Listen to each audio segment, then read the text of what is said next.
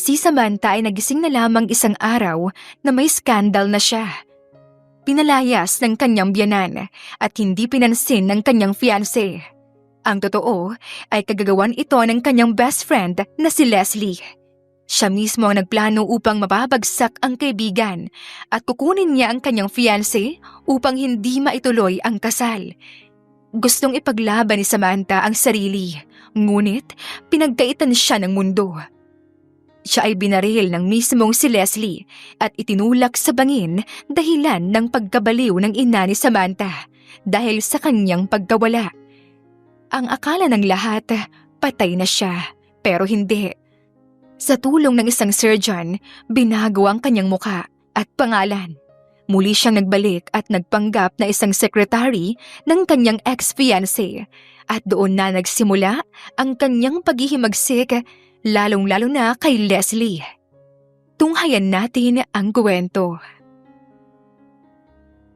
Walang hiya ka! Napasigaw si Samantha sa sakit nang hilain ng ina ng kanyang fiancé ang kanyang buhok. Kinaladkad siya papunta sa sala kung saan naroon ang best friend niyang si Leslie. Tita, hindi po yun totoo. Tumahimik ka. Minahal kita bilang anak ko na. Pero gagawin mo to sa amin lalong-lalo na sa anak ko. Nagawa mo siyang lokohin sa ibang lalaki at may video pa talagang natutulog kayo sa iisang kama. Malapit na kasal niyo. Ano na lang iisipin ng mga tao? Umiiyak na umiiling-iling si Samantha. Hindi po yun totoo. Wala po akong maalala kagabi. At hindi ko po yun magagawa kay Kent. Mahal ko po ang anak niyo, tita. Si Samantha Alcantara ay isang magandang dalagang naninirahan sa bahay ng kanyang fiancé. Nagtatrabaho siya bilang business accountant at masaya naman ang kanyang buhay. Ngunit isang skandal ang magpapabago sa ikot ng kanyang buhay. Isang video scandal na hindi naman niya ginawa. Ngayon, pinandidirian na siya ng mismong ina ng kanyang fiancé. Tumahimik ka! Malakas siyang sinampal nito na nagpaupo sa kanya sa may sahig at tila tumigil ang kanyang mundo nang mapagtantong hindi pinapakinggan ang kanyang rason na kahit ilang beses siyang lumuhod ay hindi na ulit siya mapapatawad nito. Get out of my house! Hindi ko hahayaang pakasalan ka ng anak ko! Malandi kang babae ka! Lumayas ka sa mamamahay ko at huwag ka nang babalik dito! Lumayas ka na! Hinawi ni Samantha ang luha sa kanyang mga mata at kasabay doon ang paglapit ng kanyang best friend na si Leslie. Sam, mas mabuti nang umalis ka na muna. Nag-aalala ko kay tita. Baka takihin siya sa puso. Halika, aalalahin na kita palabas. Tumango bilang sagot si Samantha at kahit nasasaktan siya, ay nagpapasalamat siyang naroon ang kanyang best friend upang siya ay tulungan. Dala-dala ang isang bag na mga gamit ni Samantha ay naghintay sila ni Leslie nang masasakyan niyang taxi. Huwag ka mag-alala, Sam. Pakakalmahin ko si tita. At kapag okay na siya, sasabihin ko sa kanya na muli kang ibalik sa mansyon. Lalo pa at hindi ito alam ni Kent. Salamat, Leslie. Papatunayan ko talaga na hindi ko yun magagawa. Hindi ko hahayaan maniwala sila sa skandal na yun. Magbabayad ang gumawa sa akin ito. Nandito lang ako para sa'yo, Sam. Nandito na taxi. Mag-iingat ka. Pumasok na si Samantha at muling nagpasalamat sa kaibigan bago umalis na ng taxi. Ngunit nang makalayo na ito, ay isang malademonyong ngiti ang inilabas ni Leslie. Sa wakas, nagawa ko na ring mapalayas ka, Samantha. At hindi ko hahayaan na muli ka pang makabalik dito. Sa opisina, nang pinagtatrabahuan ng fiancé ni Samantha na si Kent, ay tulalang pinagmamasdan niya ang isang video sa kanyang screen at galit na tinapon ang mga papeles na kanyang hawak. Nakita na niya ang skandal kung saan ang babaeng nakahiga ay walang iba kundi ang kanyang fiancé. Isang tawag ang kanyang natanggap mula kay Leslie. Sinagot niya iyon. Kent, nakita mo na ba ang video? Actually, ayokong isend sa'yo yon kaso sabi ni tita, kailangan mong malaman ang totoo. Na Samantha, niloloko ka lang. Walang sinagot si Kent. Nanatiling tahimik at tulala lamang siya. Kent, okay ka lang ba? Alam kong malungkot ka sa ginawa ng fiancé mo. Pero wala na tayong magagawa pa. Niloko ka na niya. Kaya pinalayas na ni tita si Samantha. Patayo si Kent sa gulat sa kanyang narinig. Pinalayas? Kasi, Kent naman, si tita kasi may sakit sa puso, di ba? At galit na galit siya kay Samantha. Kaya mas mabuting umalis na muna siya. Kung ganun, alagaan mo si Mama. Ako nang bahala kay Samantha. Pupuntahan ko siya. Wag! Sabi ni Samantha, wag mo na muna siyang istorbohin. Ano? Sinabi niya yan? After what she did, she will just vanish. Where is she? Kent naman, makinig ka sa akin. Wag mo na muna siyang istorbohin. Lalo pat, kumalat na sa internet yung skandal. Gusto niya munang mapag-isa. Mapag-isa? Usap-usapan na ako sa buong opisina. Kumalat na sa social media ang skandal. Anong gagawin ko? Pero wag mo na muna siyang istorbohin sa ngayon. Fine. Let her do whatever she wants. I don't care about her anymore. Pabagsak na binaba ni Kent ang tawag at galit na galit ang muka na kahit ang totoo ay gawa-gawa lamang ni Leslie ang mga sinasabi niya patungkol kay Samantha. Ang hindi alam ni Kent ay kasalukuyang nililinis pala ni Samantha ang kanyang sariling pangalan. Sumapit ang gabi, pinuntahan niya ang lalaking huli niyang nakasama kahapon. Ang hula niya ay pinainom siya nito ng kung anong drugs upang makatulog. Pinahiga siya sa kama at vinedyuhan. Hoy! Buksan mo ang pinto! Hayop ka! Malakas na sinipa-sipa ni Samantha ang pinto ng pamamahay ng lalaki, kaya agad itong binuksan ng lalaki. Ano ba? Hayop ka! Sinipan niya ang paa nito na kinangiwi ng lalaki. Pumasok siya sa bahay at galit na hinarap ang lalaki. Anong ginawa mo? Bakit mo yan ginawa sa akin? Ang nakangiwing lalaki ay biglang ngumiti at tumawa. Sabi ko na nga ba, hayop ka!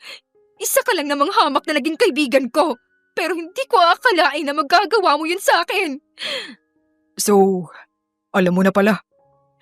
Isusumbong kita sa mga polis. Sasabihin ko ang lahat ng dumi mo at mabubulok ka sa kulungan. Hayop ka! Sinira mo ang pangalan ko, kaya ilalaban ka to sa korte. Tumawa ang lalaki na siyang naglakad palapit kay Samantha na umatras naman. Huwag kang lalapit sa akin. Chill ka lang. Saka, wala ka namang ebidensya na may bibigay na ako ang gumawa, no? Samantha, wala ang mukha ko roon. Kaya hindi mo yun magagawa. Doon na napagtanto ni Samantha na tanging siya lang ang nakikita sa video at walang maipapakita na ang lalaking iyon nga ang humalay sa kanya. Hayop ka! Tinapo ni Samantha ang kung anong mga bagay sa lalaki pero patuloy pa rin ito sa pagtawa. Napakasimple mo lang namang patulugin eh. At dahil doon, 30,000 pesos kagad ang natanggap ko. Ano? Anong ibig sabihin mo? May kasabwat ka? Oh, at parating na siya ngayon. Oh, nandito na pala siya. Isang pagbukas ng pinto mula sa likuran ni Samantha ang maririnig. Dala ng malakas na pintig ng puso at galit sa buong kalamnan niya ay lumingon si Samantha at hindi inaasahan ang makikita. Hi, Samantha. Nagulat ka, no? Leslie? Tama, hindi ka nagkakamali. Ako nga ito. Ikaw ang nagplanong gawin sa akin yon? Oo, ako ang gumawa nun sa'yo. Hindi mo ito magagawa sa akin, Leslie. Nagkakamali ka. Dahil noon pa lang ayoko na sa'yo, Samantha. Hinihintay ko lang ang araw na ito. Hindi na napigilang umiyak ni Samantha dahil hindi niya inakala na ang pinakamamahal niyang kaibigan ay siya palang magpapabagsak sa kanya. At ngayon, wala ka ng takas. Tatakas na sana si Samantha pero isang electric buzzer ang tumama sa kanyang leeg dahilan ng kanyang kawalan ng malay. Ilagay mo na siya sa kotse. Oras na para alisin ng Samantha na kinamumuhian ko. Masusunod, madam. Nagising si Samantha at nagulat nang makitang nasa gitna na siya ng kagubatan. Nangihina ang kanyang buong katawan ngunit buong lakas siyang tumayo at kinuha ang cellphone sa kanyang bulsa. Ngayon nakilala na niya kung sino ang gumawa sa kanya noon ay hindi siya nagdalawang isip na tawagan ng kanyang fiancé na si Kent. Kent! May sasabihin ako sa'yo. Tulungan mo ko, Kent! Kent? Nariyan ka ba? Samantha, tumigil ka na. Sa tingin mo, hindi ko nalaman ang ginawa mo sa akin. Kent, hindi ko yun magagawa sa'yo. Dahil may nagplano sa akin na gawin yun. Pinainom ako ng drugs kaya hindi ko alam yung mga nangyari. I don't like to listen to your reasons. Kung mahal mo talaga ako, hindi mo magagawa sa akin yon. Kent, mahal kita. Pero may dapat kang malaman. Enough! I am tired of listening to you. You are a liar, Samantha. Kent, listen to me. I will not listen to a woman like you. I will cancel the wedding. And let's break up. Ayoko ng asawang may scandal. Live your life without me, Samantha. We are done. Kent! Pero huli na. Kinol-ended na ito ni Kent at nang muli niya itong tawagan ay hindi na niya makontak. Nawawalan na ng pag-asa si Samantha dahil ang akala niya ay makikinig si Kent sa kanya. Pero kahit ni isang salita ay hindi siya pinatapos pero hindi siya nawalan ng pag-asa. Naisip niyang tawagan ang mga pulis at akmang ikokontak na sana niya ito nang biglang may humablot ng kanyang cellphone at ito ay walang iba kundi si Leslie. At higit sa lahat ay may dala itong baril. Leslie? So, tatawag ka ng pulis, tama? Isusumbong mo ako? Natatakot na si Samantha sa mga pwedeng mangyari pero hindi niya hahayaan na apihin at tapakan lamang siya ni Leslie. Oo, tatawag ako ng pulis at ipapahuli kitang hayop ka. Sa likod pala ng kabaitan mo, isa ka palang demonyo? Malakas na tumawa si Leslie at saka tinapon ng cellphone ni Samantha sa malayo. Gusto sana itong kunin ni Samantha pero nakatutok sa kanya ang baril. Tama ka! Demonyo nga ako! At ikaw ay isang hamak na nilalang na kailangan tapakan. Natatakot man si Samantha sa mga pwedeng mangyari sa kanya pero desperada na siya. Kung ganon, habang sabay pala tayong lumaking magkasama, may inggit ka na pala sa akin. Natigilan si Leslie at mas hinigpitan ang kapit sa baril. Ibig sabihin, naiinggit ka na sa akin simula nung high school pa lang tayo. Sa lahat ng medalyang natatanggap ko, pagmamahal na binibigay sa akin ng mga guro, at ang suporta ng mga kaklase natin noon, inggit ka na pala kasi wala ka nun. Tumahimik ka, Samantha. So totoo pala. At ngayon malaki na tayo. Naging fiancé ko si Kent at alam kong gusto mo siyang agawin sa akin, tama? Sige, sa'yo na siya. Para sa ganon, isa ka na talagang hamak na inggitera at mga agaw. Sabing tumahimik ka! Dala ng galit ay pinutok ni Leslie ang baril kay Samantha. Kaagad na lumabas ang dugo sa kanyang katawan kaya tinakpan ito ni Samantha habang nanatili ang galit niyang mga mata sa inggiterang kaibigan. Naglakad palapit si Leslie at hinawakan ang mga balikat ni Samantha. Mas mabuting mawala ka na sa mundo, Samantha. Gusto kong mamatay ka na. Imbis na umiyak at magmakaawa si Samantha, ay ngumiti siya. Di patayin mo ko. Pero ito ang tandaan mo, Leslie. Hinding-hindi kita patutulugin. Araw-araw kitang tatakutin ng multo ko. Hanggang sa mamatay ka sa konsensya. Tumahimik ka!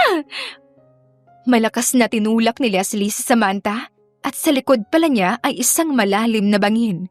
Kaya diretsyong nahulog si Samantha roon habang tulala namang pinagmasdan siya ni Leslie sa itaas na kaagad na tumakbo at iniwan na roon si Samantha na duguan at tila wala ng buhay. Tahimik, madilim at tanging mga hayop sa kagubatan ang naririnig ni Samantha. Hindi siya makagalaw habang tanaw-tanaw ang kalangitan na puno ng bituin at doon niya napagtanto na buhay pa siya.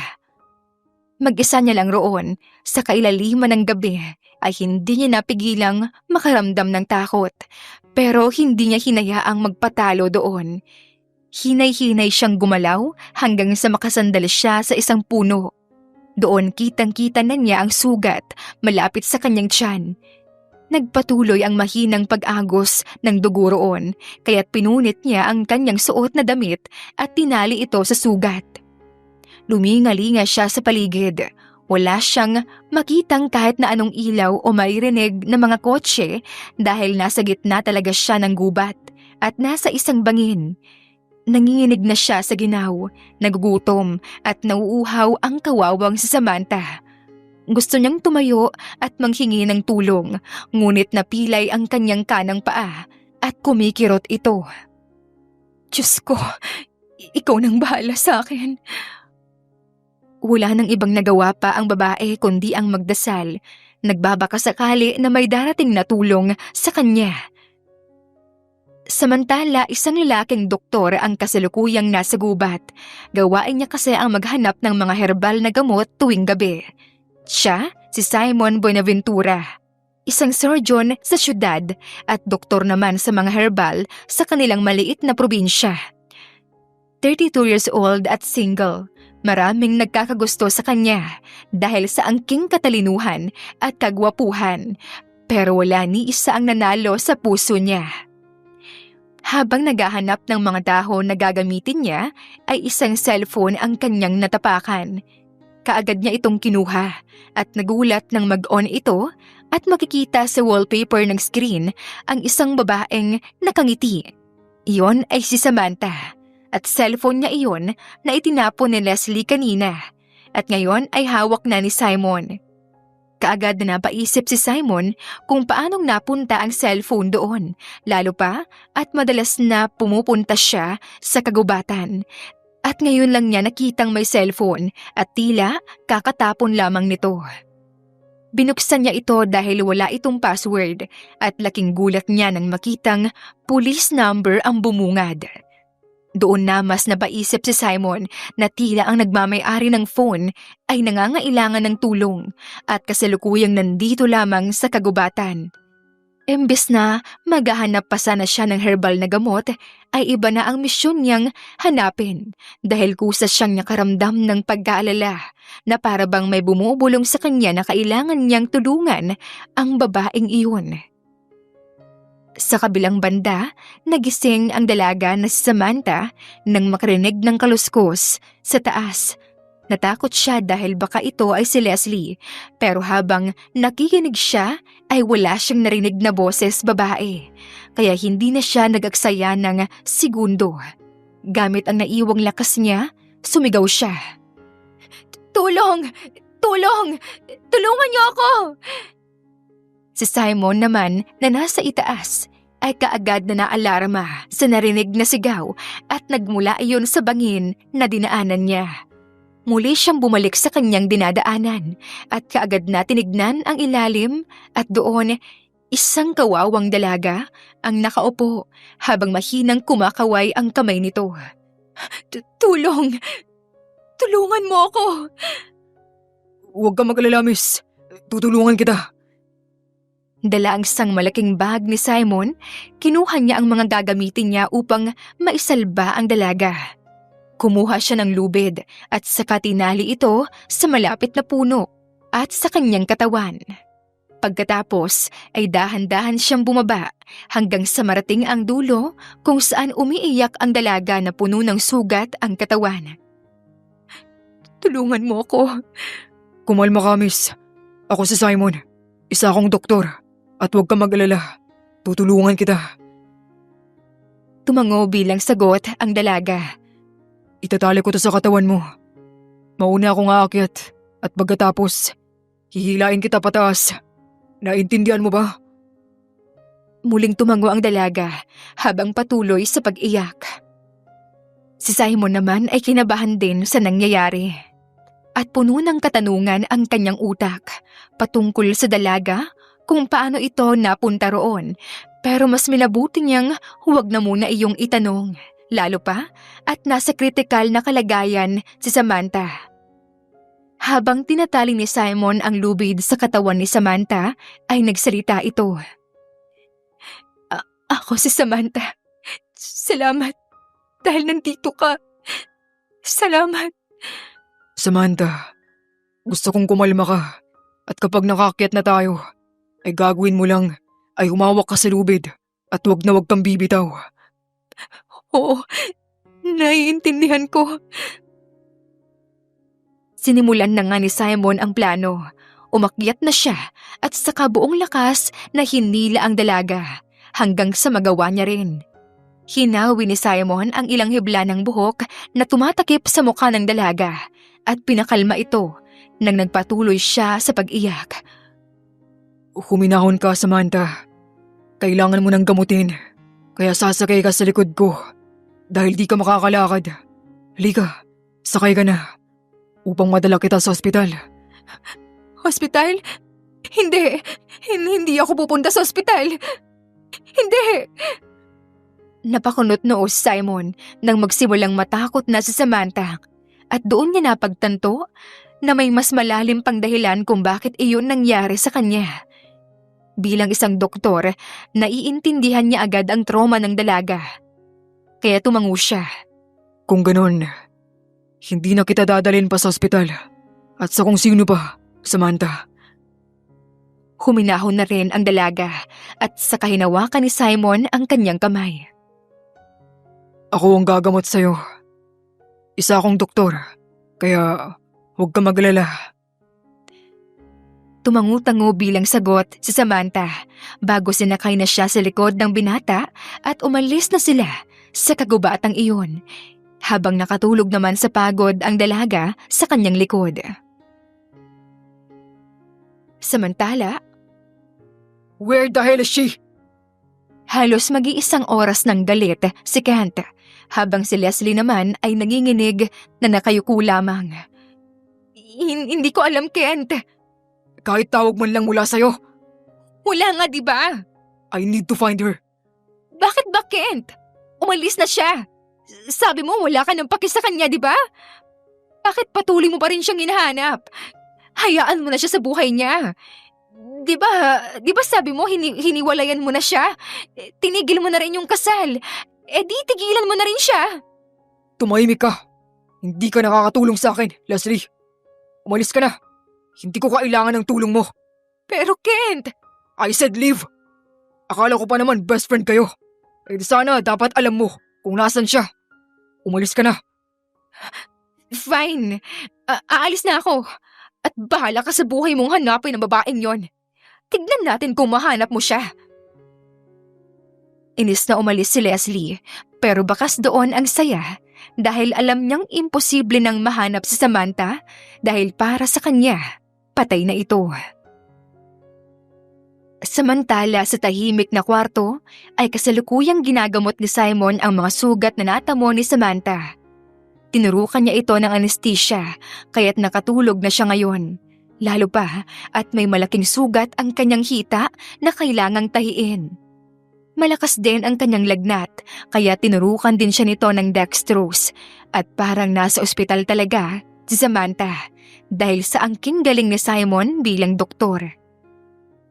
Nang magamot na niya ang dalaga, ay naisipan ni Simon na alamin ang kinaroroonan niya, kaya kinuha niya ang kanyang laptop at sinearch ang pangalan ng dalaga.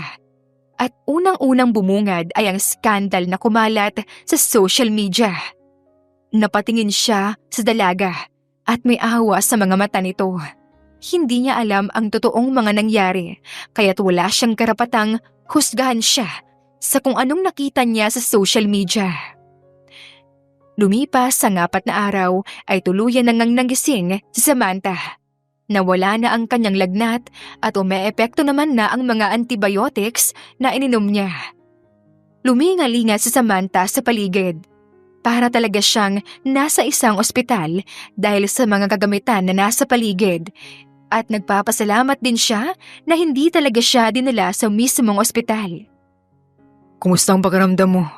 Okay naman ako. Medyo nahihilo lang. Kumikirot din ang sugat. Mamaya, iinom ka ulit ng antibiotics para tuluyan ng mawala ang bakterya na napunta sa sugat mo. Salamat. Oo nga pala. Ilang araw na akong nandito? 3 gabi at 4 na araw. Dahil sa mga sugat mong natamo, ay mataas ang lagnat na nakuha mo at mabuti naman, nakayanan yon ng katawan mo.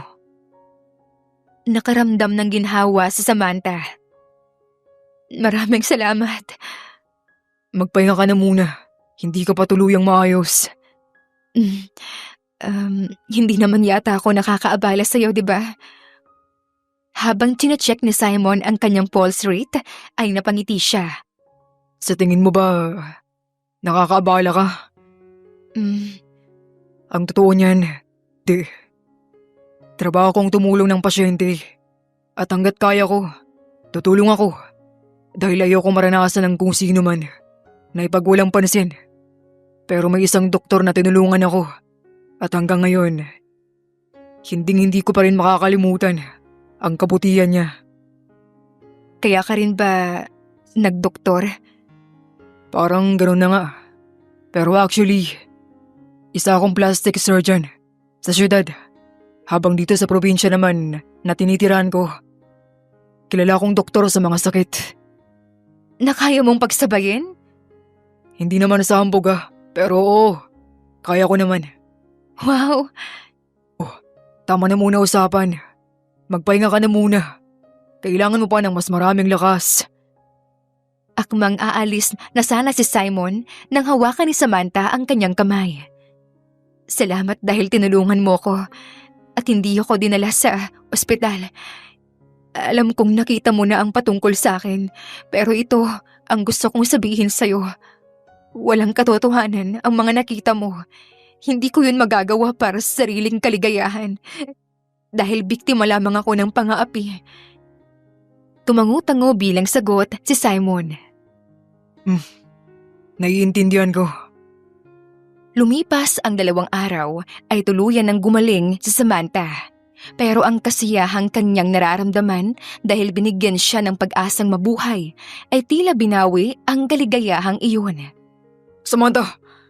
Kasalukuyang nag-aayos ng higaan si Samantha. Ang ilang araw niyang pinaghigaan nang biglang pumasok si Simon na nag-aalala. Dala-dala ang balita na gustuhin man niyang isekreto sa dalaga ay hindi niya nagawa. Anong meron, Simon? Alam kong hindi mo magugustuhan ang balitang ito. Anong balita? Dali-daling naglakad si Samantha palapit kay Simon at pinakita sa kanya ang isang news report. Inilabas yan kanina lang. Ang sabi, isinugod sa ospital yung nanay mo nung isang araw nung nalamang nawala ka at hindi ka nahanap. At ngayon, dinala na siya sa mental hospital dahil nabaliw na yung ina mo. Diyos ko! Nanghina si Samantha sa balitang narinig. Kaagad siyang inalalayan ni Simon. Hindi na napigilan pa ng dalaga ang umiyak sa galit at sakit na ginawa nila sa kanya.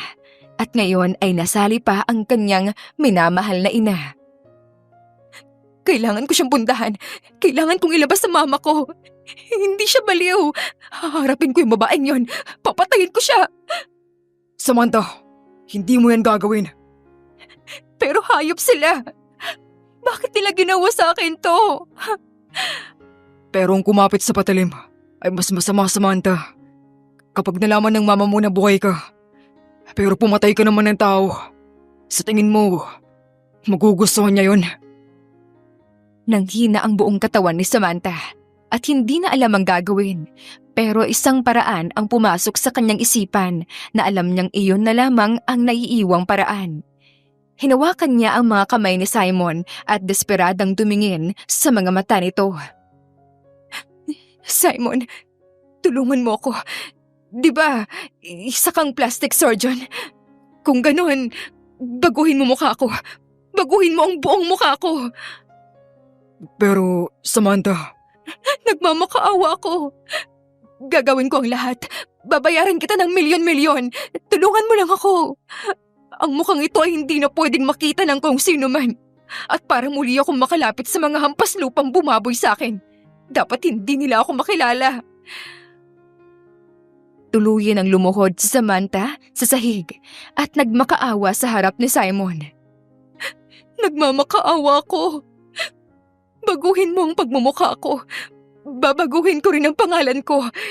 Gagawin ko lahat-lahat. Makuha lang ang hustisyang inaasam ko. Papaguhin ko lahat. Ang nakatayong si Simon ay siyang lumuhod din sa harap ni Samantha at hinawakan ang kanyang pisngi, sabay hawi sa mga luhang puno ng kalungkutan. kung ganun, gagawin ko. Tutulungan kita. Gagawin ko rin ang lahat hanggang sa hindi ka natuluyang makilala ng mga umapi sa'yo. Samantha. Kusang yumakap si Samantha kay Simon na siya ring yumakap pabalik na kahit sa lalim ng kalungkutan ng dalaga ay halos tinalikuran na siya ng mga taong kilala niya.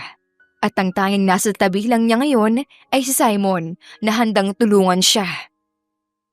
Sinimulan na ang surgery. Mula sa hugis ng muka, ilong at bibig ay binago ito na tila hinding-hindi na talaga makikilala si Samantha. At sa loob ng halos isang buwang recovery ay tuluyan na ngang nag-iba ang mukha nito. Mag-iisang minuto nang nakatitig si Samantha sa salamin habang katabi niya si Simon na pinagmamasdan lamang siya. Totoo ba ito? Totoo, Samantha. Ikaw yan. At hindi ka na makikilala pa ng kung sino man. At tanging ako lamang ang nakakaalam. Oo nga pala, may naisip ka na bang bagong pangalan? Saglit na katahimikan bago ngumiti si Samantha at sumagot. Danica. Danica ang gusto kong bagong pangalan ko. Danica, nice meeting you. Thank you, Simon. Simula sa araw na to, magbabayad sila sa akin. Magsaya sila kung gusto nila, pero hindi ko hahayaan na habang buhay silang nakangiti dahil ipinapangako ko sa sarili ko na hindi ko sasayangin ang tulong mo. Ibabaon ko ang yaman nilang lahat sa bangin at hanggang sa magutom sila sa kahirapan at mumultuhin sana sila ni Samantha. Kung ganun, anong plano mo? Binaba ni Danica ang salamin at napangiti. Isang malaking plano. Samantala, Where the hell is my secretary? I need her right now. Bakit ba bigla na lang siyang nawala? Lalo pa't napaka-importanting meeting pa ang magaganap ngayong araw. Hindi po namin alam kung nasaan siya, sir. Then look for her. At kung babalik siya, tell her that she is fired. kasabay ng pagsigaw ni Kent ay ang pagpasok din ng isang babaeng may katangkaran, maganda ang hubog ng katawan at malumanay ang kagandahan. Natigilan si Kent at ang mga kasama niya dahil napunta na ang tingin sa dalaga. Nakangiting huminto ito sa harap ni Kent at bumati. Good morning, Mr. Kent. I just overheard that your secretary is currently nowhere to be found, even though there is an important meeting to happen. Who are you? And do I know you? I am Danica Lastimoso, and we've known each other a long time ago, and I'm here to ask you to be my boss. What do you mean? Hire me as your secretary. I'll do my best to serve you, Mr. Kent. Bakas sa mukha ni Kent ang pagkamangha dahil ang kasalukuyan niyang hinahanap ay kusa ng lumalapit. Kung ganun, You're hired. Abot tenga ang ngiti ni Danica sa saya na sa simpleng temptasyon ng kanyang kagandahan ay nagawa niyang makuha kaagad ang loob ni Kent na walang iba kundi ang kanyang ex-fiancé. Unang araw pa lamang ay pinakita na ni Danica ang kanyang galing. Ang totoo ay may alam na siya sa takbo ng business, kaya ang maging sekretary ay simple lamang sa kanya. Wow! Hindi ko inaasahan na napakagaling mo, Danica. Unang araw mo pa lang pero pinahanga mo na ako. Wala yun, Mr. Kent. Ang totoo niyan ay noon pa lang pangarap ko nang makapasok sa kumpanyang ito. Kaya laking pasalamat ko talagang kaagad niyo akong tinanggap. Well, after all, you deserve the spot. Natigil ang pag-uusap ni na Kent at Danica nang biglang pumasok sa eksena ang walang iba kundi si Leslie. Hi, Kent! Paglingon ni Danica ay nagtagpo ang kanilang mga mata at gustuhin mang ilabas ni Danica ang kanyang galit ay mas pinili niyang pigilan ito at sa wakas ay muli niyang nakaharap ang babaeng kinamumuhian niya. Oh, I think she is new here. She is my new secretary. I fired the other because of its incompetent. And thankfully, I met Danica. She is such a flexible worker. Oh, hi Danica. I am Leslie. Nice meeting you. Sabay abot nito ng kanyang palad at mga ngiti na aakalain mong isang anghel pero sa likod pala nito ay tila putik na pagkatao at demonyong kaluluwa.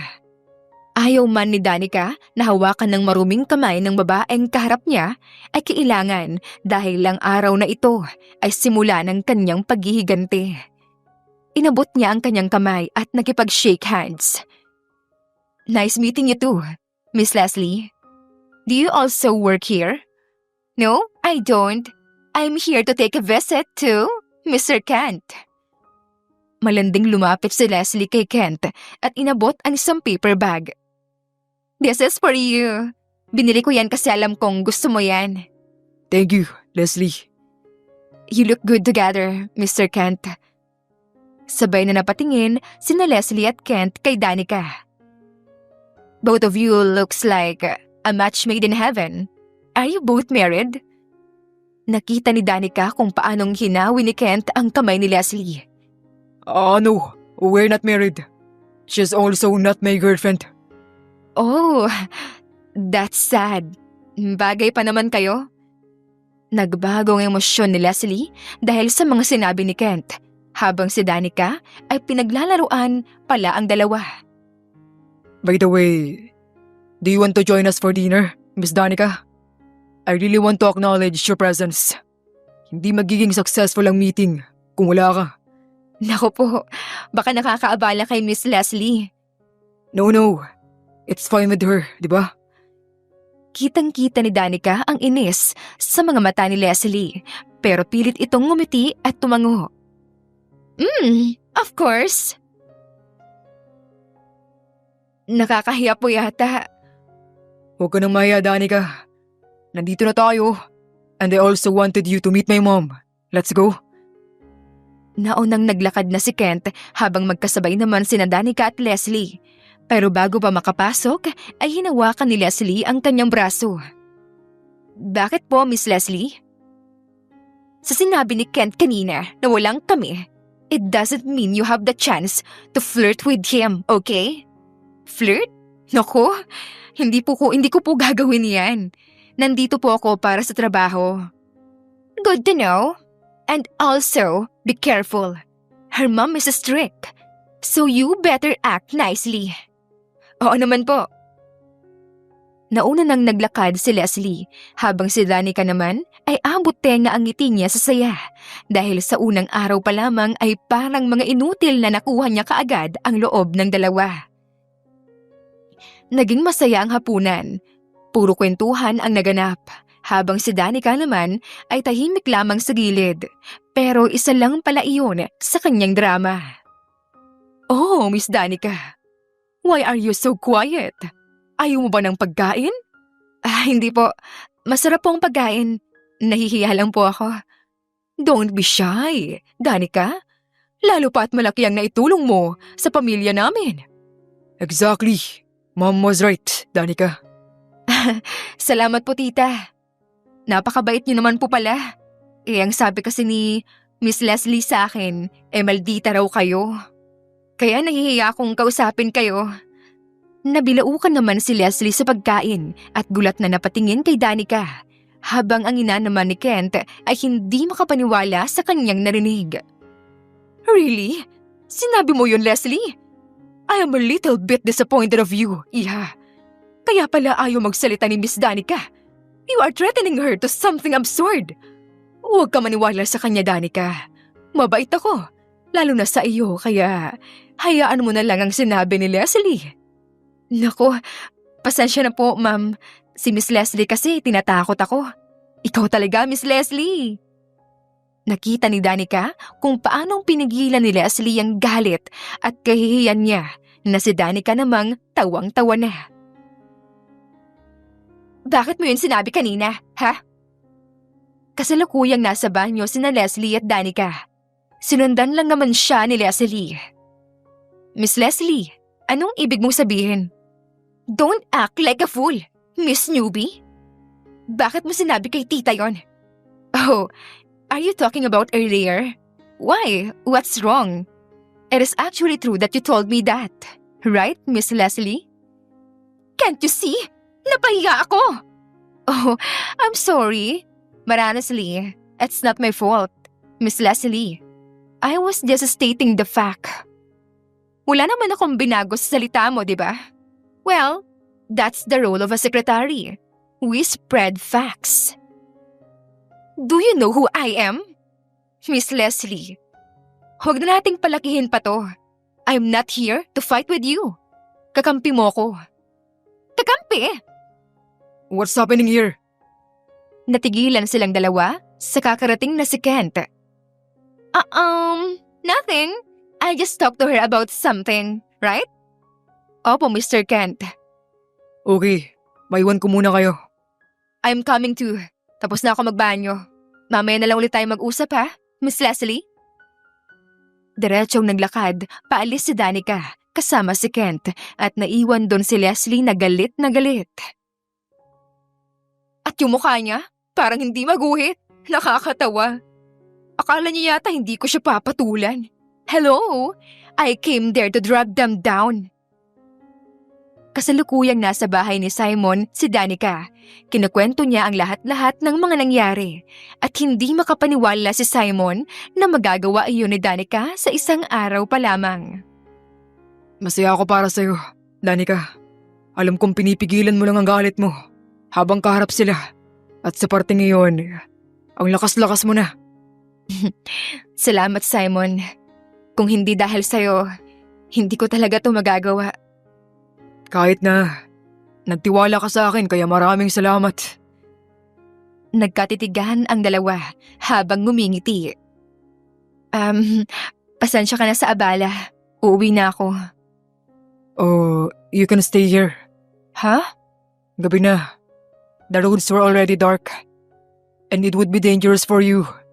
So if you don't mind, just stay here. I have an extra room where you can feel comfortable. Nakakaabala na yata ako. No, it's nothing. Don't worry, okay? I'll go get your new blanket first. Simon, wait. Hinawakan ni Danica ang kamay ni Simon na siyang ikinalingon nito. Thank you. Thank you for saving my life. Masayang-masaya ako na tinulungan mo ako. Thank you for being kind to me, Simon. Nagkaroon ng saglit na katahimikan kaya inalis na ni Danica ang kanyang kamay. Sorry, I am being too emotional. Pero hindi natuloy ng dalaga ang kanyang mga sasabihin pa nang hilahin siya ni Simon sabay yakap nito. Natigilan si Danica at kusang kumabog ng napakalakas ang puso niya nang maramdaman ang pagdikit ng kanyang mga dibdib at naririnig na niya ang malakas na pintig ng puso ni Simon. Thank you for appreciating my help, Danica. Na kahit nagbago na yung mukha mo at pangalan mo, ikaw pa rin ang Samantha na nakilala ko. Dahil sa mga sinabi ni Simon ay nanlambot ang puso ni Danica at doon yumakap siyang pabalik. Lumipas ang panibagong araw ng paghihiganti ni Danica ay doon pa lamang ay kaagad siyang pinagkatiwalaan ni Kent. Those are the data this month. That's a private information, Miss Danica. Kung ganon, bakit ako ang pinaghawak niyo? Actually, 5 kayo. From different management. At saka mula kahapon may tiwala na ako sa'yo. Kaya sana, panindigan mo yung tiwala ngayon. Malaanghel nang humiti si Danica, sabay yakap sa isang folder na hawak niya. Paninindigan ko po, Mr. Kent. Kent, you can call me Kent. Saka magkaedad lang naman tayo. Kung ganon, sige po, Kent. By the way, saan ka pala magla-lunch later? Wala pa akong ideya eh. If you want, sabay na tayo. Abot nga ang ngiti ni Danica dahil sila pa talaga mismo ang lumalapit sa kanya, kaya mapapadali lamang ang kanyang paghihiganti. I would love to have lunch with you, Kent. Isang oras pa bago ang lunchtime, kaya ginawa na muna ni Danica ang kanyang trabaho. Pero ibang trabaho, ito ay ang kunin ang lahat ng data information. Pumasok siya sa data room kung saan hindi dapat siya naroon, pero may hahanapin lamang siya na isang impormasyon at kapag nakuha iyon ay magiging simple lamang ang pagbagsak ng kumpanya ni Kent. Danica? Natigilan si Danica nang marinig ang boses ni Leslie sa likuran. Danica! What are you doing? Oh, Miss Leslie, ikaw pala yan. What are you doing here? I am the one who must ask you that. What are you doing here? Hindi kumukurap si Danica dahil alam niyang sa simpleng galaw niya ay mahalata siyang may pinaplano, kaya tinuro niya ang hawak na folder. Kent assigned me to arrange this data. And also, hindi naman sa inuutusan kita ha, Miss Leslie. Pero kasi, bawal ang non-worker dito. Napataas ang kilay ni Leslie. So bawal ako? Yes. Bakas sa mukha ni Leslie ang inis, pero dinala niya ito sa mahinang pagtawa. Sure, I apologize. Mabilis ang paglalakad ni Leslie na lumabas habang si Danica naman ay napangiti dahil bago pa dumating ang babaeng iyon ay nahanap na niya ang kanyang hinahanap. Sabay na naglakad sina Leslie at Danica pabalik sa opisina. Base sa emosyon ay may tinatagong inis pa rin ito. Kaya ang gusto ni Danica ay mas inisin pa ito. Miss Leslie, gusto mo bang sumama sa amin mag-lunch? Actually, no thanks. I already have a plan with Kent. Umasta si Danica na nagulat kaya't napahinto si Leslie at kunot-noo siyang tinignan. What's wrong? Naku, hindi ba nasabi sa'yo ni Kent? Actually, sabay kaming kakain ng lunch kaya inalok kita na kumain. Natigilan si Leslie na parang binagsakan ng sako-sakong lupa. What? 5 minutes na lang bago mag-lunch. Sumama ka na sa amin. You and Kent? Of course. And also, ako ang naunang inimbitahan ni Kent for lunch. So no need to ask me, Danica. Inis na umalis si Leslie, habang si Danica naman ay pinagmasdan siyang mag-apoy sa galit. Ganyan nga. Magalit ka, Leslie. Dahil dahan-dahan kitang ibabaon sa lupa. I swear, I will make your life miserable. Kwentuhan ang naganap habang sabay na kumakain ng lunch sina Danica, Kent at Leslie. Pero tila hindi nakakasali sa usapan si Leslie, kaya nakakunot-noo lamang siyang kumakain sa galit at selos na selos sa dalawa. Pero iyon ay parte ng plano ni Danica. Gusto niyang painisin palalo si Leslie. Nakakatawa ka talaga, Kent. Mahinang sinapak ni Danica ang braso ni Kent, kaya't laking gulat naman iyon ni Leslie nang makita niya. The both of you, pwedeng kumain muna kayo? Leslie, come on. Don't be killjoy. Sumali ka sa usapan namin. Well, honestly, I'm not interested with your jokes. Tila nagulat si Kent sa kamalditahang pinapakita ni Leslie habang si Danica naman ay pasikretong napangiti. Kung ganon, anong gusto mong pag-usapan natin, Miss Leslie? How about your ex-fiancé, Kent? Natigilan si Danica dahil ang sinasabi ni Leslie ay walang iba kundi siya mismo, ang dating siya. Leslie, tumigil ka. Come on, kailangan malaman ni Danica na may ex-fiancé ka. Ayaw mo? Fine, ako magsasabi sa kanya. You know what, Danica? Merong ex-fiancé si Kent and her name is Samantha. Natigilan si Kent at Danica dahil hindi nila inakalang kilala niya ito. Oh, kilala mo pala siya? Have you also seen the scandal video? Grabe talaga, no? Of course. Kumalat na sa social media. That's why nakita ako. So what can you say?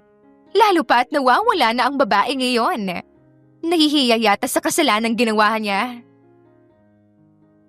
Hindi napigilan ni Danica ang ikuyom ang kanyang mga kamao at gustong sampalin si Leslie, pero mas pinili niyang kumalma. All I can say is, nothing. Wala ako sa lugar para humusga ng kapwa-tao eh. Come on, huh? Hindi naman natin siyang husgahan kung wala siyang ginawang masama. Wait, as far as I know, both of you were best friends, right? Nawala ang ngiti sa labi ni Leslie. Best friends protect each other. But as I can see, you're not. Walang kumibo rito, kaya mahina siyang tumawa. Just kidding. Siyempre may karapatan kang magalit sa best friend mo, Miss Leslie. Siya made a mistake, di ba? Napangiti si Leslie at tumango-tango. Yes, and as a best friend, it hurts to see that she's been hiding until now. Oo nga, no? I felt so sorry for Kent. Thank you. But I'm fine, Danica. Pero alam niyo ba, sa tingin ko may nagplano talagang gawin sa kanya yun eh. Biglang nabailaukan sa pagkain si Leslie sa mga sinabi ni Danica, na si Kent namang nagulat. Nagplano? May nagplanong gawin yun sa kanya dahil sa inggit. Diba, Miss Leslie? Matagal pa bago tumango-tango si Leslie. Kung ganun, sino? At bakit naman niya gagawin yun kay Samantha? Mabait siya at mapagmahal. Exactly. Paano kaya magagawa ng kung sino man yun kay Samantha? Tama. Naku, kawawang Samantha. Kapag talaga nahuli yung gumawa nun sa kanya, ipapabulok ko talaga siya sa kulungan. Ikaw, Kent, anong gagawin mo? If it's really true, then I will never stop punishing that person. Hindi ko siya titigilan. How about you, Miss Leslie? Ipapakulong ko rin.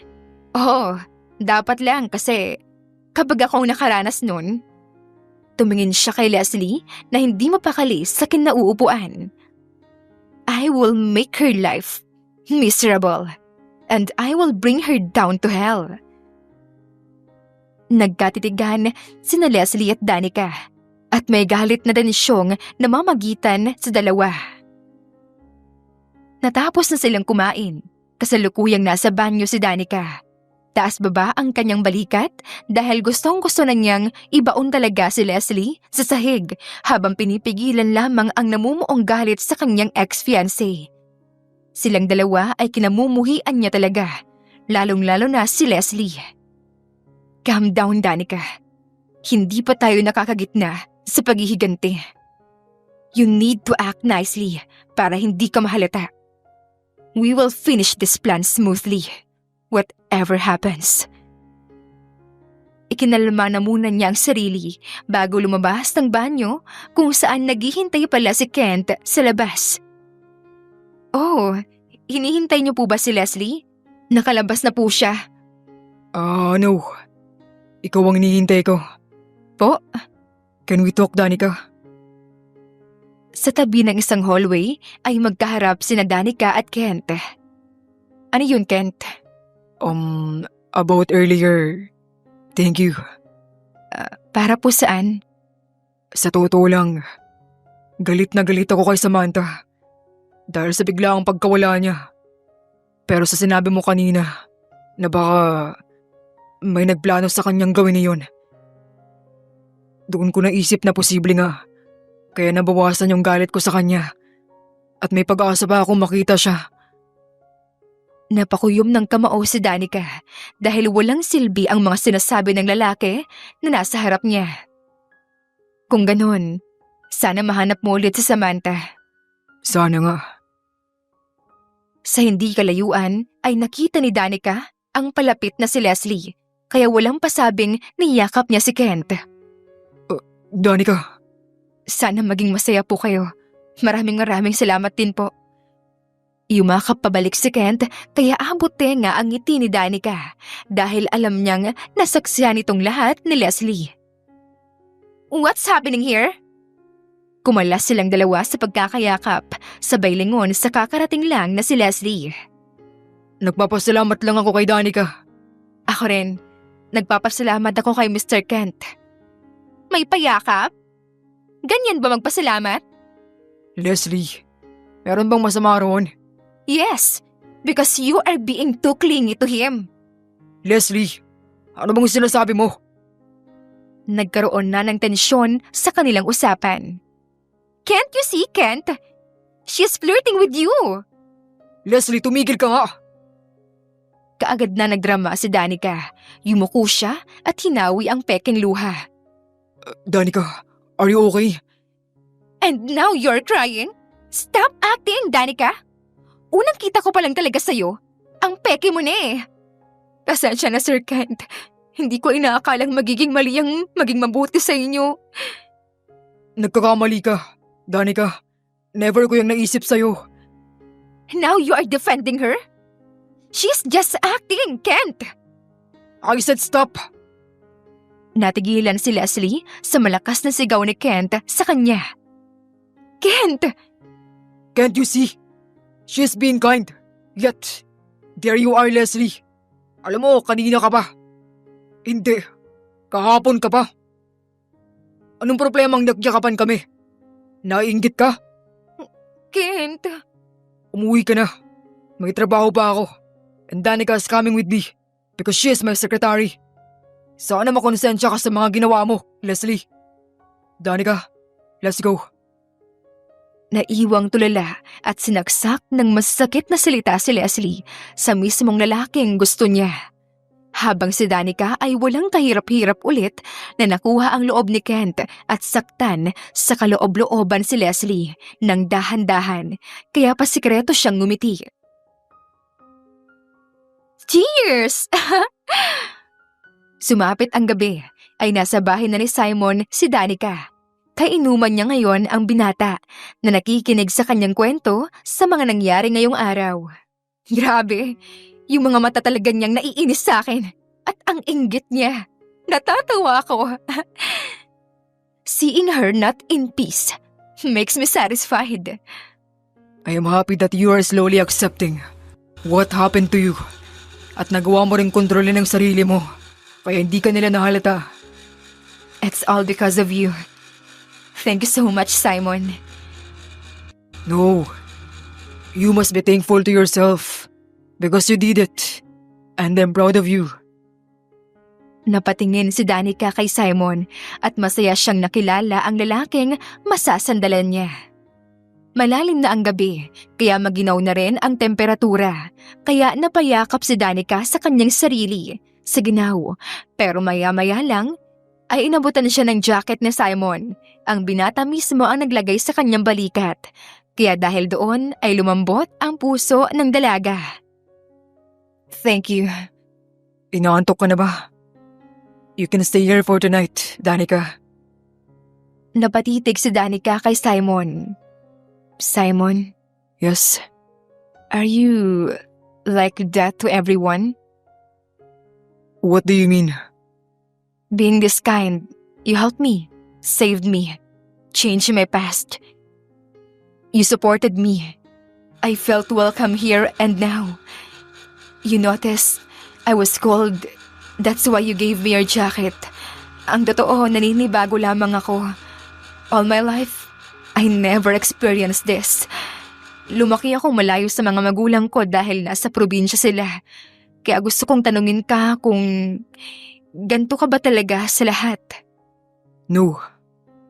I'm not like this to anyone, Danica. Ngayon ay nakatitig na ang dalawa sa bawat isa at walang kumakalas.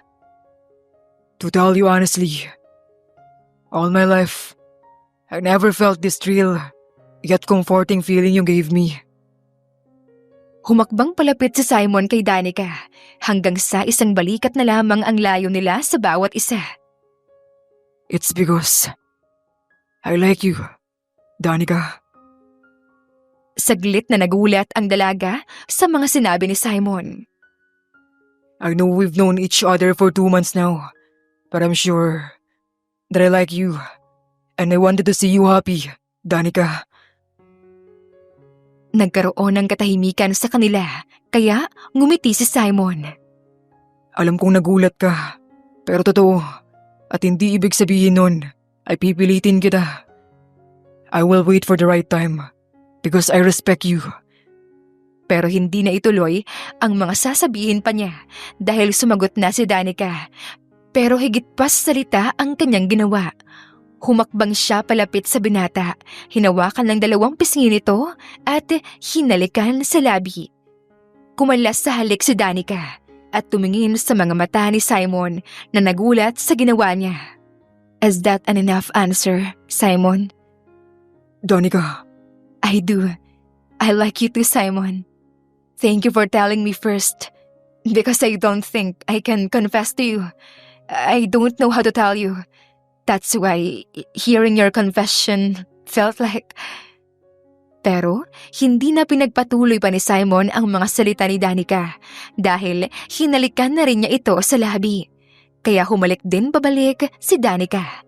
Kasabay naman doon ang pagyakap ni Simon sa pakurbang bewang ng dalaga na yumakap sa binata at nagpatuloy ang kanilang paghahalikan hanggang sa marating nila ang malaking sofa at doon inihiga ni Simon si Danica.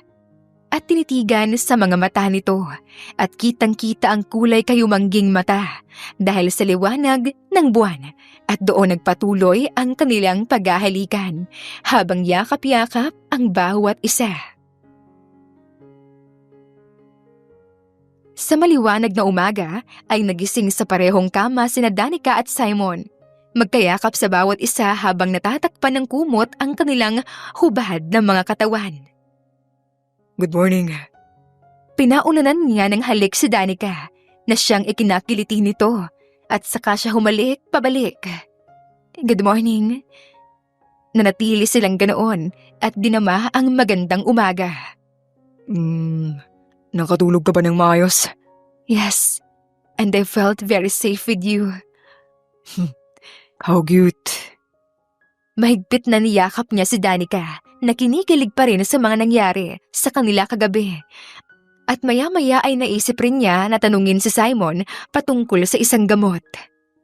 Simon, can I ask? Of course. What is it? Meron ba talagang drugs na makakapag-turn on ng nararamdaman ng isang tao in terms in sexual desire? As a doctor for almost 6 years, yes, that drug existed. Lumingon si Danica kay Simon at nagmakaawa ito. Can I have some? What? Why? Bakit mo kailangan? Not for me, okay? It's for revenge. Nabagtanto ko na ayokong patuloy na maghiganti sa babaeng yun. So why not to do it right now and never again? So, what's your plan? Easy. I will let her feel what she did to me. panibagong araw kung saan busy ang mga nagtatrabaho sa opisina ng kumpanya ni Kent. Nandoon din si Leslie upang makiusisa sa mga nangyayari. Lalo pa at inggit na inggit siya kay Danica, kaya ayaw niyang maagaw siya kay Kent. Leslie, we will be having a meeting today. Mas mabuti pang umuwi ka na. Nakakastorbo ka rito. What's wrong? I will be staying here. Rinig lahat ni Danica ang usapan nilang dalawa at bago pa mag-away ang dalawa ay sumulpot na siya sa usapan. Excuse me, ayoko makisali sa usapan ninyo. Pero bilang isang secretary ay ayokong lumaki ang away nyo, kaya… Dala-dala ang 2 baso ng kape, binigay niya ito kina Kent at Leslie. Kumalma na muna kayo. And also, Sir Kent, ako na po bahala kay Leslie. Saka, hindi naman po siya storbo. Mas gusto ko ang nandito siya eh. Nawala ang inis sa mukha ni Leslie kahit ang totoo ay inuuto lamang siya ni Danica. Did you heard that, Kent? Hindi naman ako istorbo dito. Sinusuportahan ko nga negosyo mo rito eh.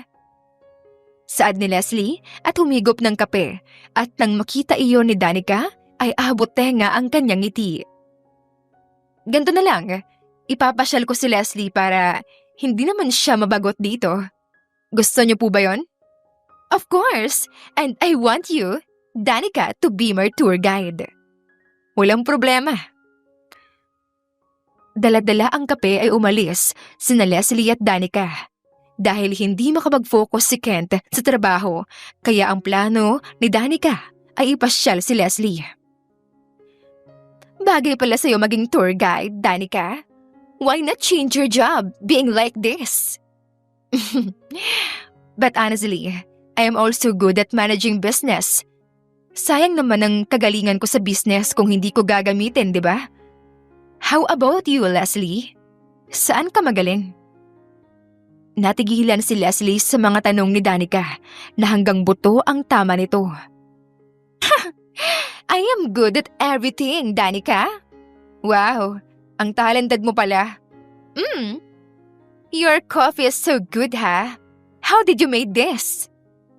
That is my secret recipe. And honestly, ikaw pa lang ang nakatikim niyan. Really? Yes. Inubos lahat ni Leslie ang kape at saka binigay ang walang laman na baso kay Danica. Can you please throw that for me? Of course. Pinagmasdan lamang ni Danica si Leslie na maya-maya lamang ay bigla siyang nahilo at hinihingal. Oh, I felt so dizzy. Can you help me, Danica? Oo naman. Inilalayan niya si Leslie at tinulungan sa paglalakad. Where are we going?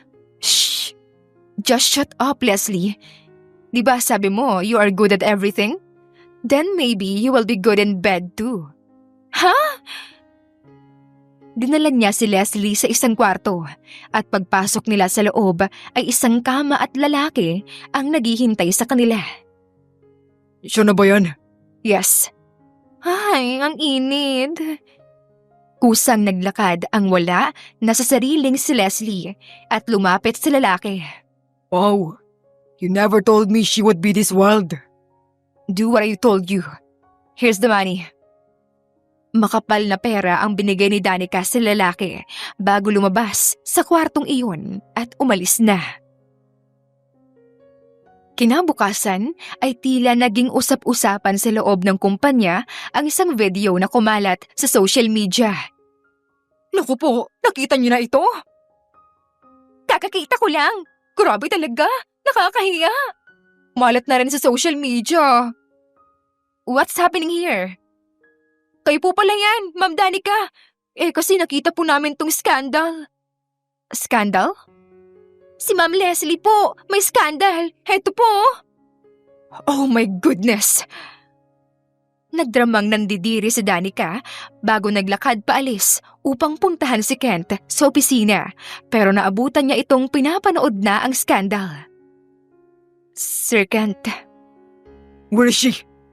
Where is that damn girl? Hahanapin ko po si Leslie. Kumalma po kayo. Naglakad paalis si Danica, pero sabay naman doon ang pagngiti niya dahil sa wakas ay successful niyang nagawa ang plano at iyon ay ang gawhan ng skandal si Leslie sa kung paano siya nito ginawan noon. Kumalat na sa buong social media ang skandal ni Leslie. Naapektuhan na rin ang kumpanya ni Kent, lalo pa at nangyari ang skandal na iyon sa mismong kumpanya ng binata, kaya dahan-dahang bumagsak ang sales ng kumpanya. I need your explanation. Kent, hindi ko yun magagawa sa'yo, lalong-lalo na sa kumpanya. Talaga? Pero nagawa mong lumandi, mag-video at i-post sa social media ang kalaswaan mo. Hindi ko yun magagawa. Pero nakapost sa mismong social media mo.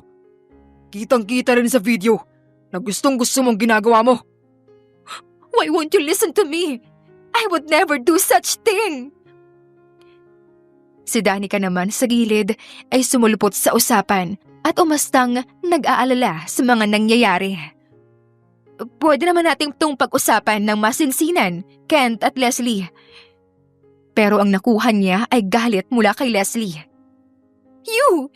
You are the last person I am with. Siya nagplano sa akin ito, Kent. Leslie, hindi ko magagawa sa'yo yon. No, Kent. Listen to me. Plinano niya sa akin yon. She's a devil. Devil?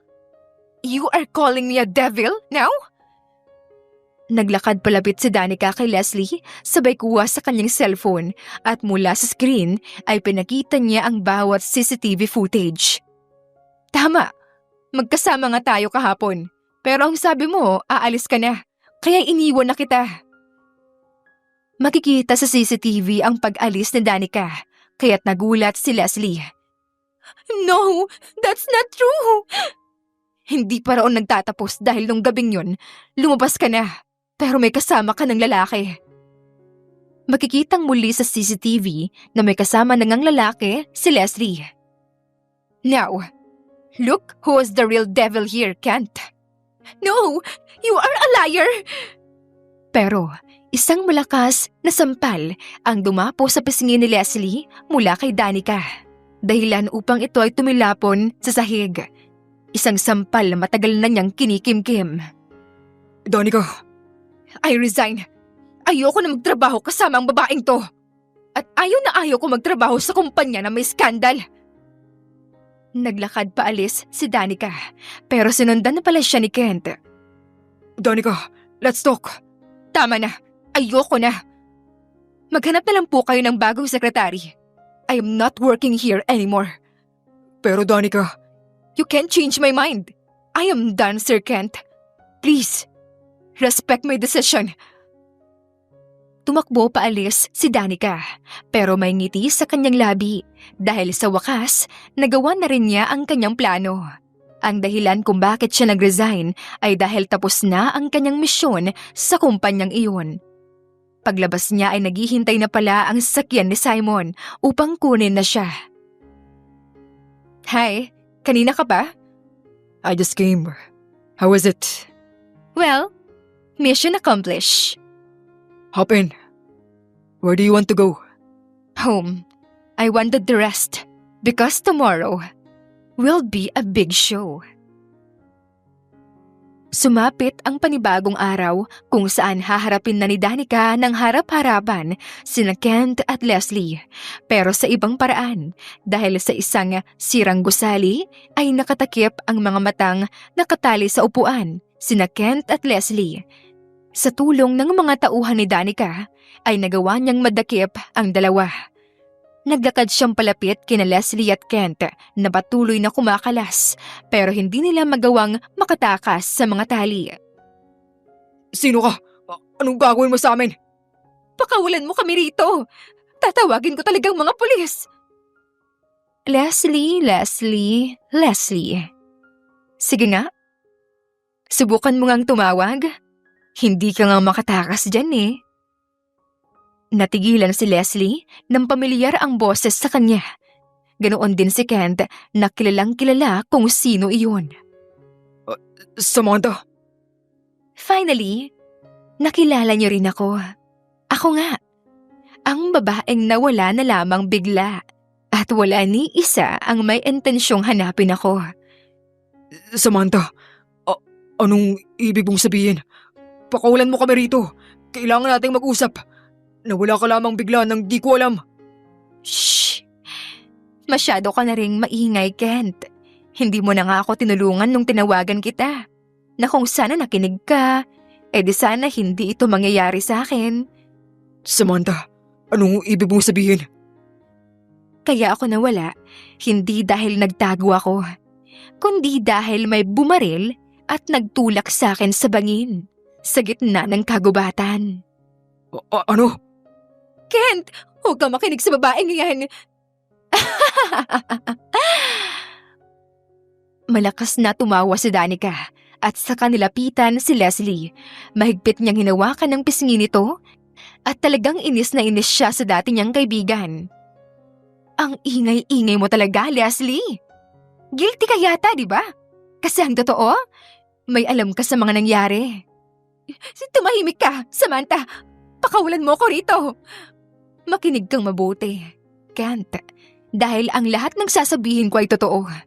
Na ang taong bumaril, nagplanong gawan ako ng skandal at tumulak sa akin sa bangin ay walang iba, kundi ang babaeng pinagkakatiwalaan mo. Walang iba, kundi ikaw, Leslie. Ikaw ang pumatay sa akin. Ikaw! Hindi yan totoo! Kent, huwag ka maniwala! Leslie, totoo ba? Hindi yan totoo! Gamit ang tela, ay tinakpan ni Danica ang napakaingay na bibig ni Leslie bago pa lumapit kay Kent at kinausap siya. Ngayon, tatanungin na kita, Kent. Kanino ka maniniwala? Kay Leslie o sa akin? Samantha, anong klaseng katanungan yan? Sabi ko na nga ba, sasabihin mo yan, Kent. Isa ka rin palang walang silbi. Samantha, pag-usapan natin to. Bakit mo ba kami dinakip? Nakatakip pa mga mata namin. Ano bang ayaw mong makita namin? Ang traidor niyong mga mata. Pinagkatiwalaan kita, Kent. Ang akala ko, ikaw ang unang taong masasandalan ko. Pero isa ka rin palang traidor. Humingi ako ng tulong sa'yo pero hindi mo ako pinakinggan. Samantha, patawarin mo ako. Huli na ang lahat, Kent. Wala ka nang babalikan pa. At ikaw din, Leslie, lalong-lalo ka na. Magiging miserable ang buhay mo. Ipinapangako ko yan. Dahil hanggat hindi kita nakikitang nakaposas, hinding-hindi kita titigilan. Samantha, nakukonsensya na ako. Nakukonsensya na ako sa lahat ng ginawa ko. Please, patawarin mo ako. Gagawin ko ang lahat. Magsimula tayo ulit. Samantha, please. Magsimula ulit? Kahit ilang ulit kang lumuhod, wala ka nang babalikan pa. Dahil ngayon ang huling araw na makikita mo ko, Kent. Samantha, anong ibig mong sabihin? Nagbago ng buhay ko. Kalilimutan ko na kayo. Gaya ng pagkalimot niyo sa akin na kahit libutin mo pa ang mundo, hinding-hindi mo na ako mahanap pa. Kent, wala ka ng Samantha na mahanap dahil hinding-hindi na ako babalik. Samantha, please! Kayo nang bahala sa kanila. Aalis na ako. Samantha, please let's talk! I'm sorry, Samantha!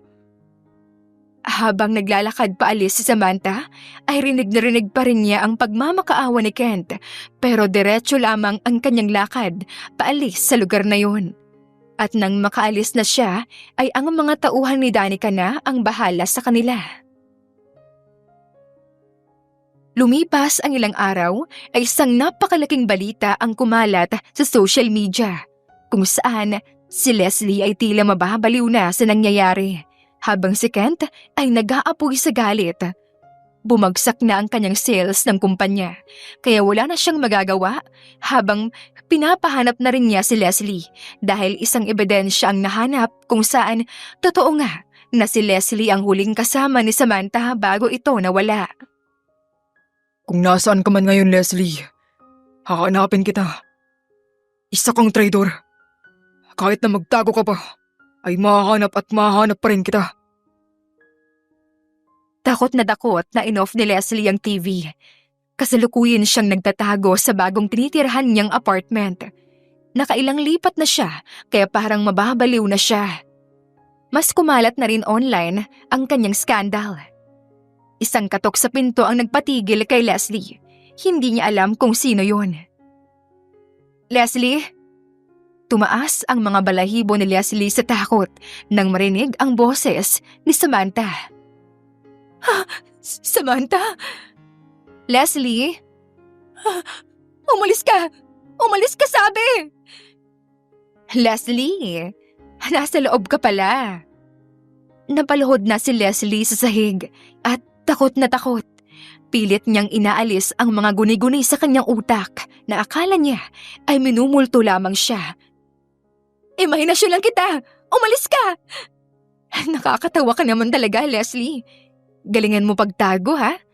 Siguraduhin mong hindi ka mahanap ng mga pulis. At siguraduhin mo na hindi kita mahanap dahil susundan at susundan kita. Gaya ngayon, nahanap kita.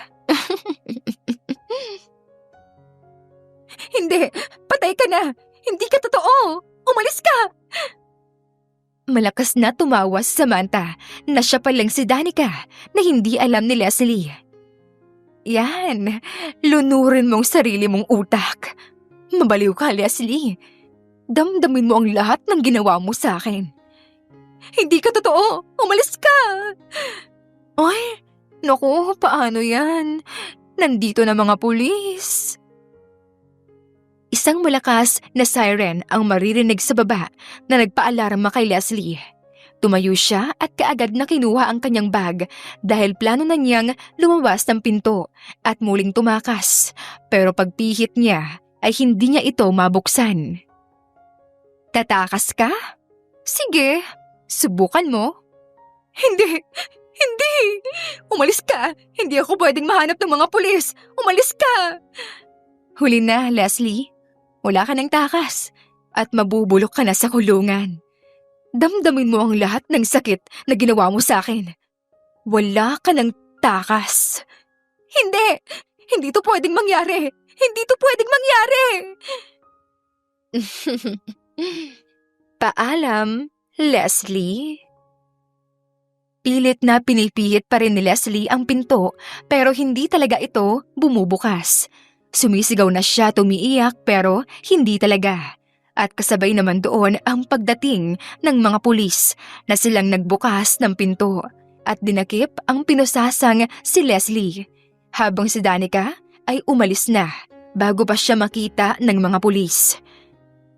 Sa hindi kalayuan ay pinagmasdan niya si Leslie na dinakip ng mga pulis.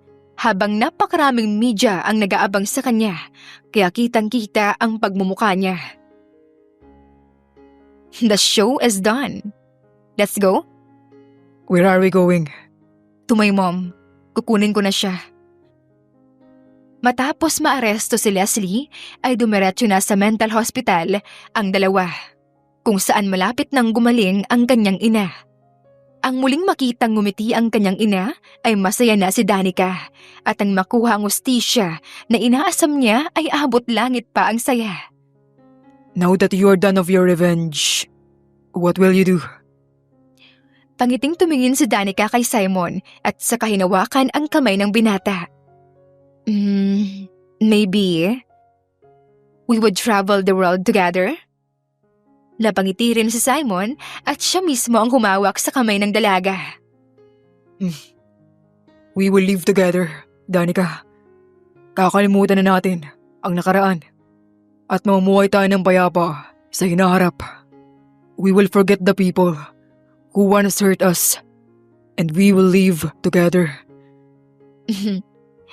So, let's go? Nagugutom na ako. Okay. I know a place where we can eat. You would love to eat there. Wow, natatakam tuloy na ako. Hawak kamay na naglakad paalis sina Simon at Danica. At lumipas ang halos 1 taon, ikinasal nga sila sa harap ng simbahan at nagkaroon sila ng isang malusog na baby boy. Namumuhay sila ngayon sa payapang probinsya habang kasama ang nanay ni Danica na gumaling na rin. Nalaman at naintindihan din ng ina ni Danica ang mga nangyari. Isa na rin siya sa nakakaalam sa sekreto ng kanyang anak. Danica, kakain na! Opo, ma. Anak, kakain na tayo. Let's go na! Sa hardin ng kanilang bahay ay naglalaro ang mag-ina at tinawag na sila upang kumain na. Habang ang asawa niyang si Simon naman ay kasalukuyang nasa syudad at nagtatrabaho bilang surgeon. Kaya madalas maiwan ang mag-ina kasama ang nanay ni Danica. Masarap ba ang luto ni Lola? Ang sarap po, Lola. Mabuti naman at nagustuhan ng apo ko. Isang katok sa pinto ang nagpatigil sa pagkain nila, kaya tumayo si Danica at siya ang nagbukas nito. Mahal, ikaw pala yan. Ito ay walang iba kundi si Simon. Maagang natapos yung meeting namin ngayon. Kaya naisipan kong umuwi na. Ay, saktong-sakto kumakain kami. Akin na bag mo para makasalo ka na rin sa pagkain. Oh, ikaw pala yan, Simon. Halika, masarap ang luto ko ngayon. Saktong-sakto ang dating mo. Mano po, ma? Daddy, naglaro kami ni Mami kanina. Maglaro naman po tayo mamaya, Daddy. Oo naman. Pero, kakain muna tayo, okay? Kain ka marami. Sa isang mesa ay masayang kumakain ang buong pamilya. Walang istorbo at payapa na ang kanilang buhay. Dumaan man sa trahedya ang buhay ni Danica, pilit pa rin siyang bumabangon dahil alam niya na hindi pa katapusan ang lahat. At sa tulong ni Simon ay muli siyang nakabangon at binalikan ang mga taong umapi sa kanya hanggang sa sila naman ang bumagsak. Sa kaloob-looban ay napatawad na ni Danica ang mga taong iyon pero hinding-hindi niya makakalimutan ang aral na nakuha niya sa mga pangyayari na hinding-hindi na niya uulit-ulitin pa. Ngayon ay namuhay na ng payapa si Danica kasama ang kanyang kontentong pamilya at pinakamamahal na asawa. Wakas!